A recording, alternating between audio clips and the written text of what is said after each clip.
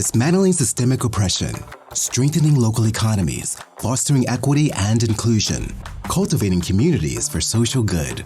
We are motivated to leave the world a more just and compassionate place than we found it. A lofty goal? Maybe. An unreachable goal? Absolutely not. This is Impact Out Loud, the podcast that empowers bold impact for good, powered by Prospera Partners. Your hosts, Vicky Pozzebon, Eileen Everett, and Ray Miller, aren't pulling any punches.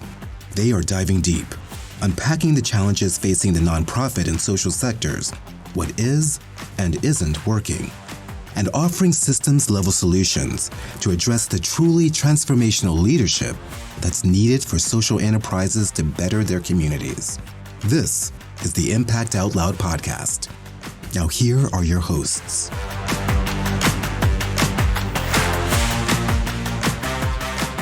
Hi, everybody. Welcome to Impact Out Loud, the Prospera Partners podcast. I'm your host, Vicky Pozzebon, and with me is Ray Miller and Eileen Everett as your hosts, and we've got a whole lot to talk about, but let's first have a check-in. Eileen, how are you? I am doing well. As usual, my brain feels full today. Lots of things kind of sorting through, but excited to dig in and be in conversation as always with the two of you. Ray, how are you doing? Hey, I feel like I could probably say the exact same thing. I feel like my brain is also full, and it's always exciting to dig into conversation with you two, knowing we can really get into some topics that mean a lot to us. Yeah, well, let's get to it. I want to ask you both. This is a fun little thing that we want to kind of dig into the work that we're doing. What is giving you life right now, or what's really getting on your nerves right now about the work? Or about life, or about the world in general. Woo. We've had such a long week. So I'm like, there's so many things. I know there's so many things. I think I'm going to pair it. I'm going to do both because I'm going to say a connected thing and I'm going to bring it back to our values. I think what gets on my nerves is when people just use words with no meaning behind them. and you both hear me say it all the time, like, oh, that was a lot of words. Somebody just said a lot of words.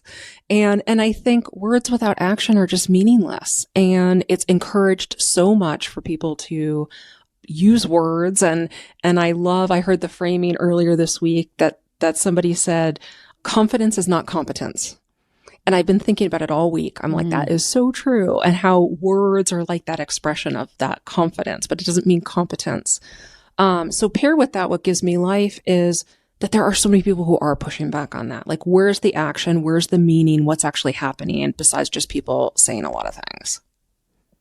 I love that. And I feel like I kind of want to do a combo as well.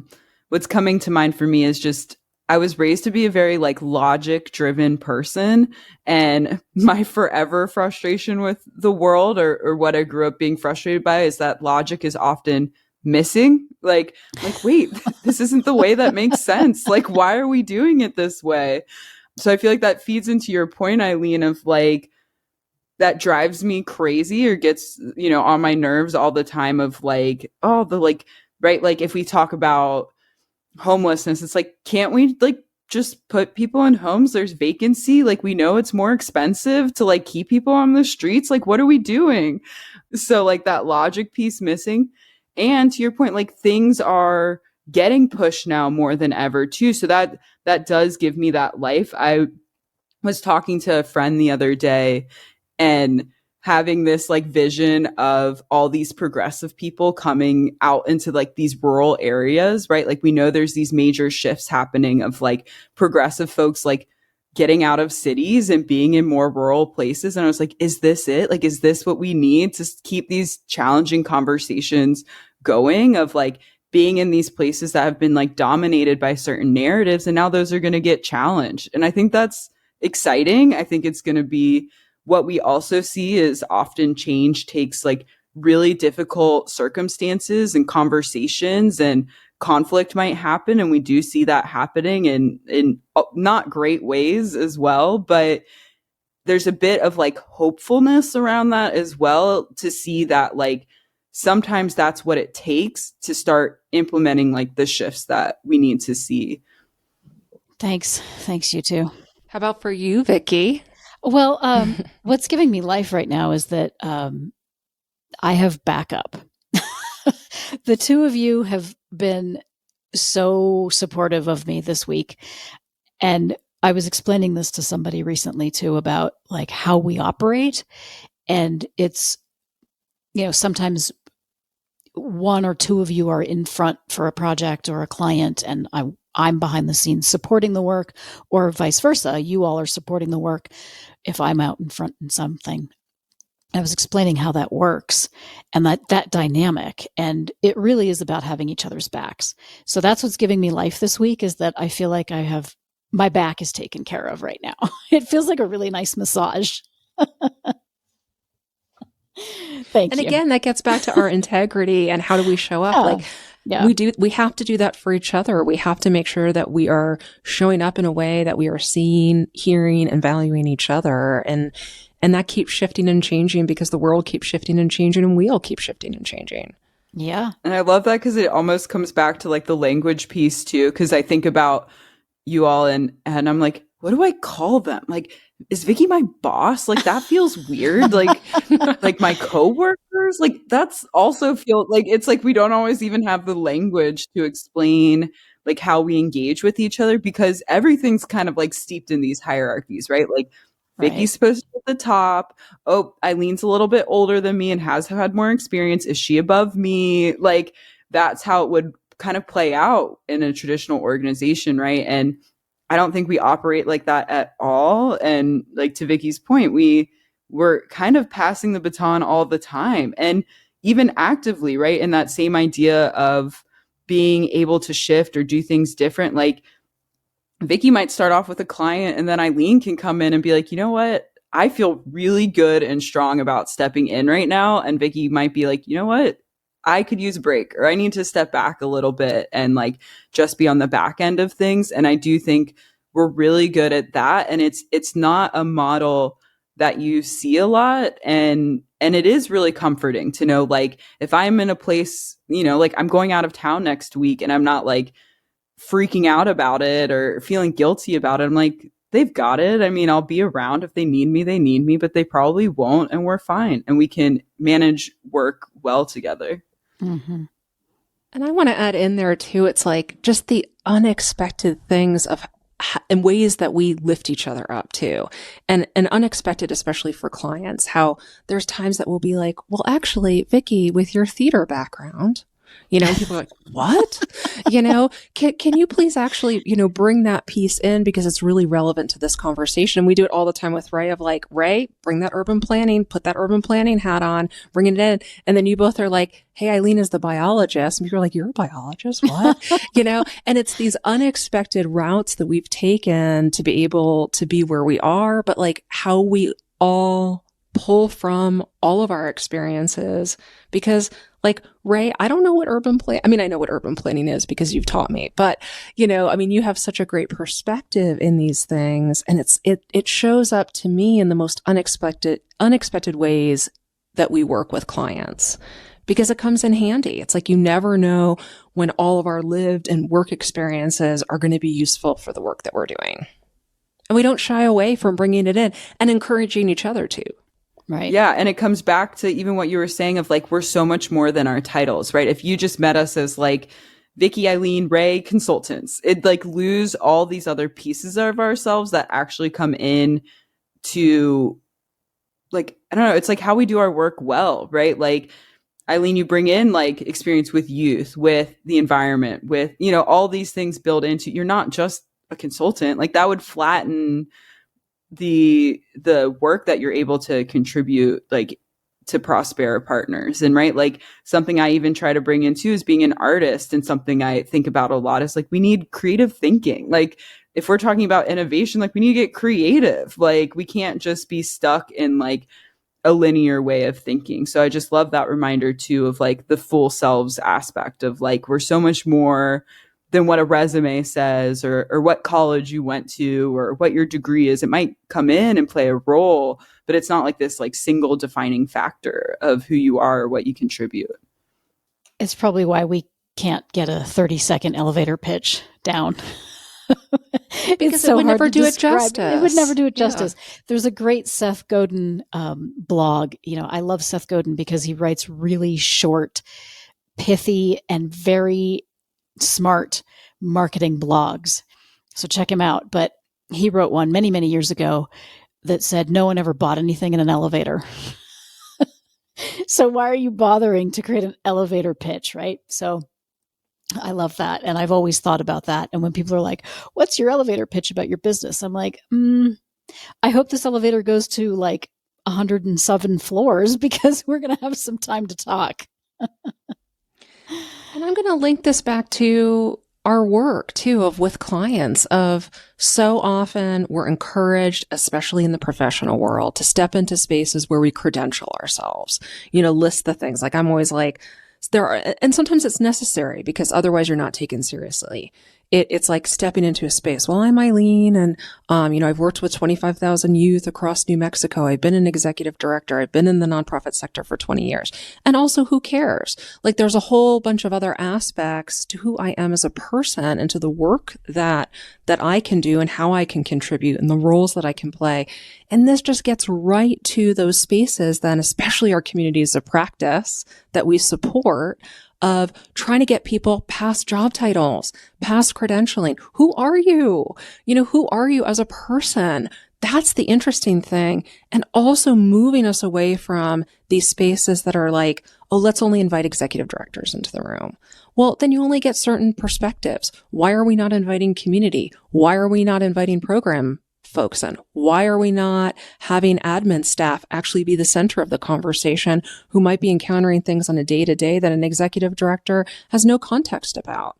And so it is that constant encouragement of how do we celebrate all the things about ourselves and actually move to a different place of who are people? Again, getting back to allowing people to be seen, heard, and valued for all of who they are. And people talk about these things all the time, but actually doing it in practice and creating a space and holding the space for that for each other, it's such a beautiful thing. And it takes intention and thought and energy to actually do that. So we've talked about a lot of stuff so far today.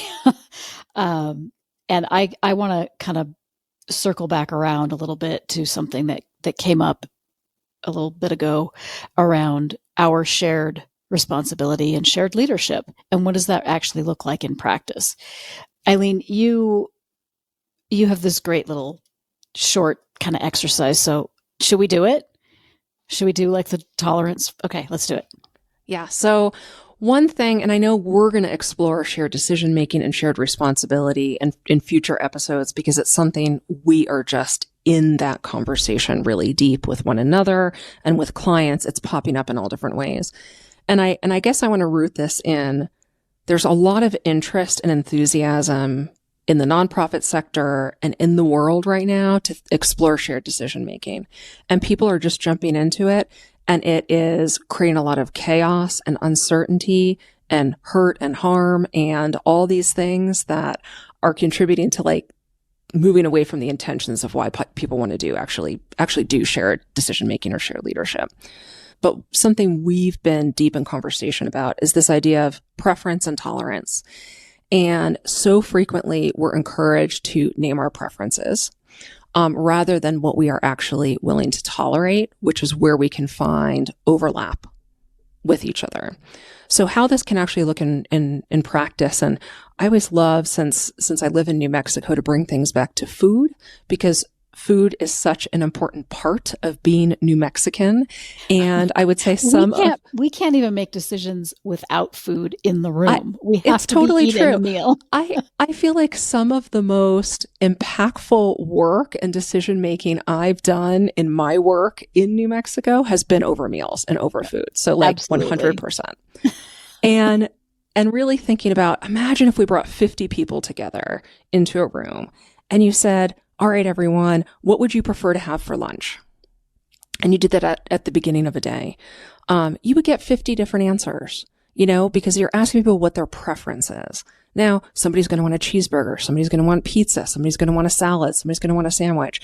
Those are 50 different options. How do we ever actually move to then a shared decision? Like, we're going to literally drive each other, like we're going to get on each other's nerves constantly if we're trying to find the common preference.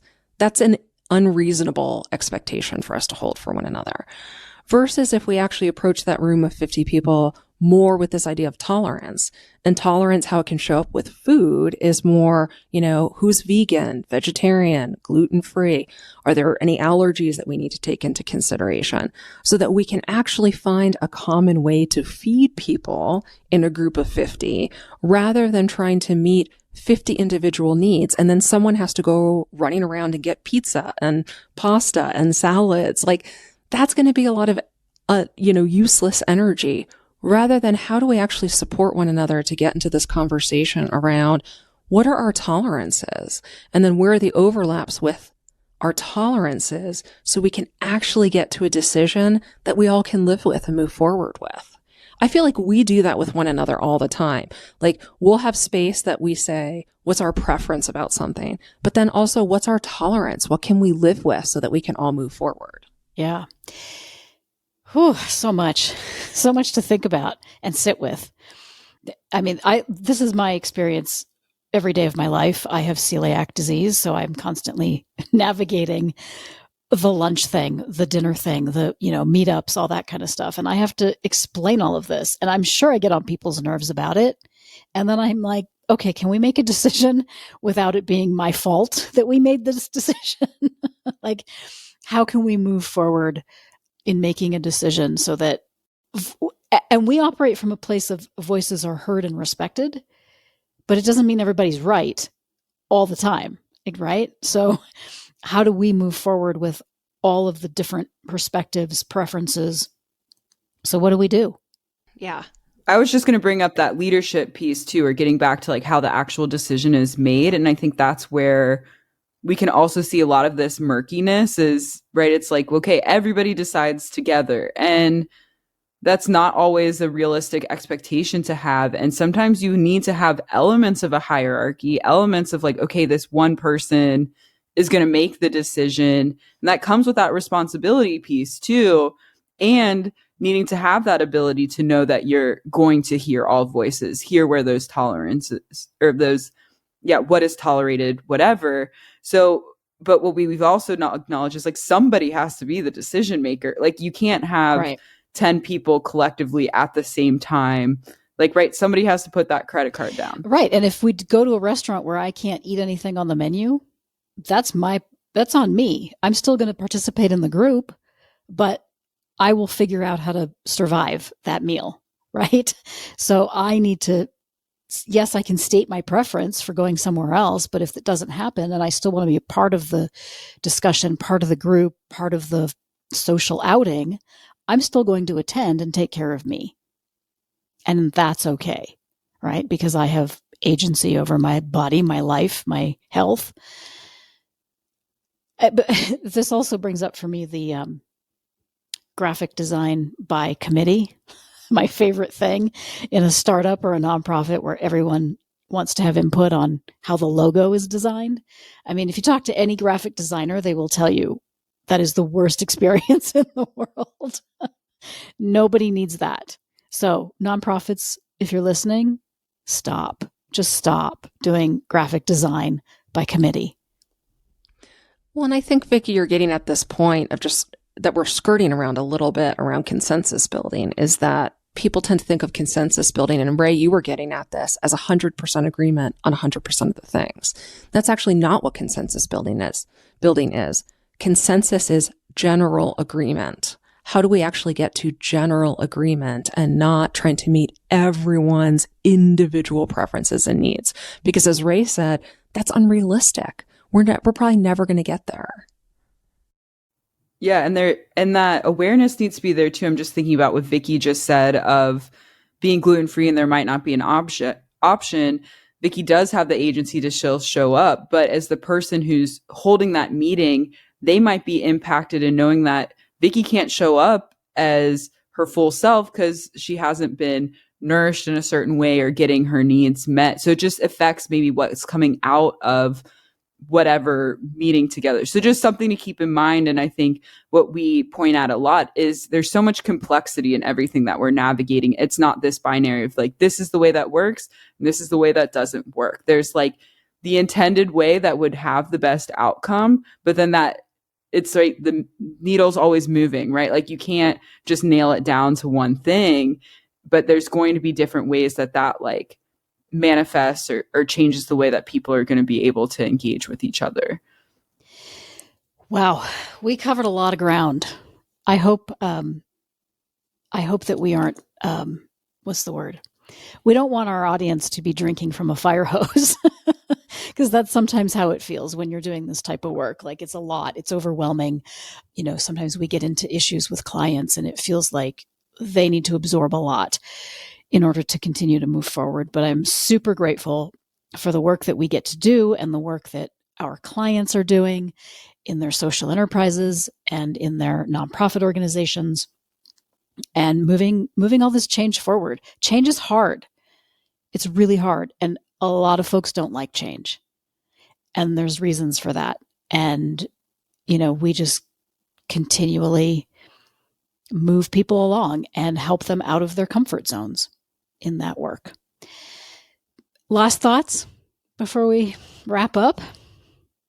Well, I would just say it's rare that we would speak directly to folks for this long without there being reflection or a break or some time to process. So just kind of naming what you were saying, Vicky, of like, we did kind of like, I don't want to say pile on, but right, we were just like building on a lot of ideas, and that probably left folks like, like I'm still thinking about that thing you just said, and now you're bringing in a new thing for me to think about. And maybe this is just something to put out there of like, maybe as folks listen to this, like pause, like take a moment to pause and write some thoughts down. And, you know, that's something we would build in if this was like a facilitated session we would do, right? We are rarely speaking at folks for like a whole hour.